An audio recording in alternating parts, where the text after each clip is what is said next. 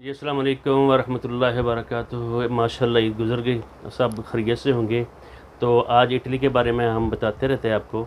तो मैं ये बताने वाला था जिन लोगों के जो ख़वातीन की यानी नेओलास्ट आ जाते हैं। नेओलास्ट तो उसको कहते हैं, ये मतलब उसको वीसा भी कह सकते हैं, उसको इनविटेशन भी कह सकते हैं, यानी आपको बुलावा आ गया ना।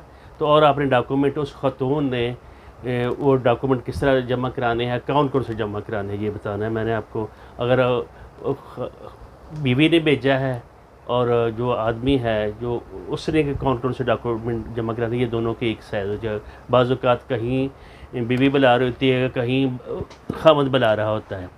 तो ये आप याद रखें, बड़ी बेहतरीन वीडियो होने वाली है। इसको चैनल को सब्सक्राइब कर लें और शेयर भी कर लें, उसको लाइक कर लें, ताकि जितनी भी आने वाली वीडियो है ना मेरी, वो आपके पास आते जो करेक्ट मालूमात आपको अच्छी मिलेंगी और मुख्तसर मिलेंगी ना। तो जिसका ये आ गया है नौलास्ता और उसने जाना है, जिस खतून ने भी जाना है, जिस मर्द ने भी जाना है, तो वो उसको 3-4 चीज़ों की पेपर की ज़रूरत होगी।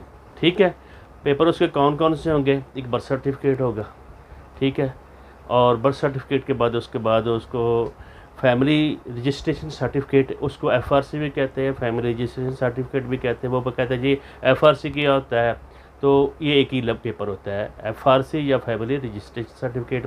और उसके बाद निकाहनामा होता है, जो मौलवी साहब ने दिया होता है ना, हाथ से जो लिखा होता है वो होता है। और उसके बाद एक और पेपर होता है एमआरसी।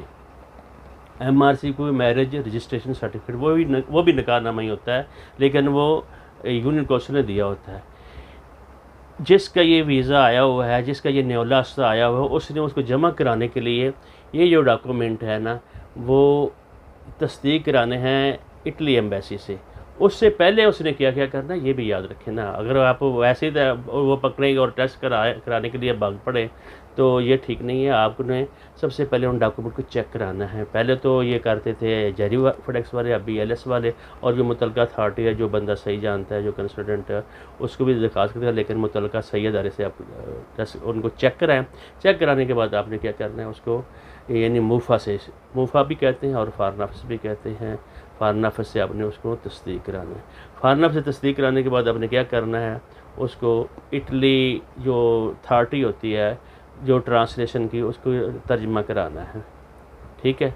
और फिर वो डॉक्यूमेंट जो है ना, इस तस्दीक के बाद आपने एक अपॉइंटमेंट लेनी है।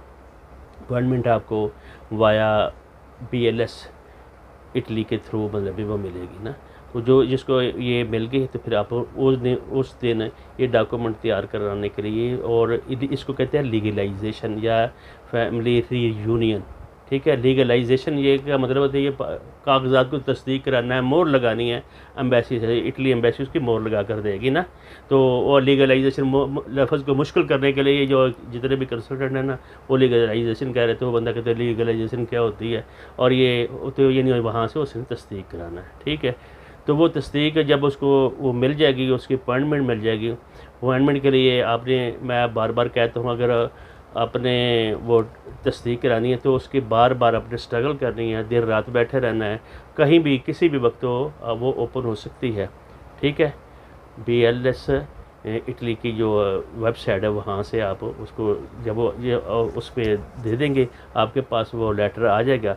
वो लेटर भी साथ लेकर, ये डॉक्यूमेंट लेकर उनको जाकर जमा कराएंगे। वो तकरीबन कम तो 2-3 माह लगाएंगे, कम और ज़्यादा भी हो सकते हैं।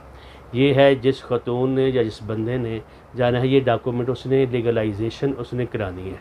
और इसके बाद प्रोसीजर क्या होता है भाई, उसने फिर दोबारा जब मिल जाते हैं ये डॉक्यूमेंट, तो फिर उसके बाद आगे वाले प्रोसीजर वो मैं बता दूँगा।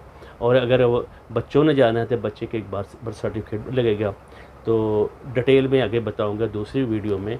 जो अगर वालिदैन ने जाना है तो वो उसके डॉक्यूमेंट क्या क्या लगेंगे, उसमें कोई एफिडेविट होता है, नो ऑब्जेक्शन सर्टिफिकेट होता है। तो मेरा ख्याल है आपको जिस बंदे ने या जिस औरत ने या जिस मर्द ने उसको नेओलास्ता आया हुआ है, उसने कौन कौन से डॉक्यूमेंट, 4 डॉक्यूमेंट हैं, ठीक है। बर्थ सर्टिफिकेट,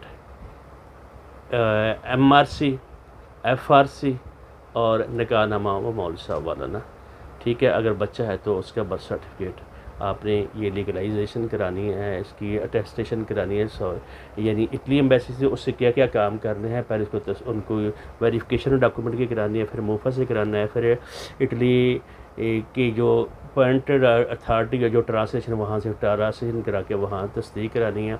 और जिस तरह के उन्हें अपोस्टल जो निकला है, उन्होंने ये एम्बेसी वालों ने ये कहा है अपोस्टल कराओ या ना कराओ, मैं फारफ से कराओ, तस्दीक कराओ, तस्दीक कराने के बाद हमने ख़ुद आपकी वो ना लीगलाइजेशन हम खुद ही करेंगे। ये अभी तक उनका यही फ़ैसला है। तो उम्मीद है मुझे आपको मेरी वीडियो पसंद आई होगी। मेरे चैनल को लाइक करें, सब्सक्राइब करें। लेकिन मेरे बेटे भी उसमें ये काम कर रहे हैं, DQ consultant Sahib Hasan Samwasi, BCB consultant और बाकी भी हमारे साथी। तो हमारा वो नेटवर्क है, अगर खिदमात हों तो इंशाल्लाह हम हाज़िर हैं। जज़ाकल्लाह खैर। बस आइंदा और आपको इसके बाद अच्छी वीडियो और इसके साथ डिटेल के साथ दूँगा। छोटी छोटी होंगी, ज़्यादा नहीं बड़ी होंगी। अस्सलाम वालेकुम व रहमतुल्लाहि व बरकातहू।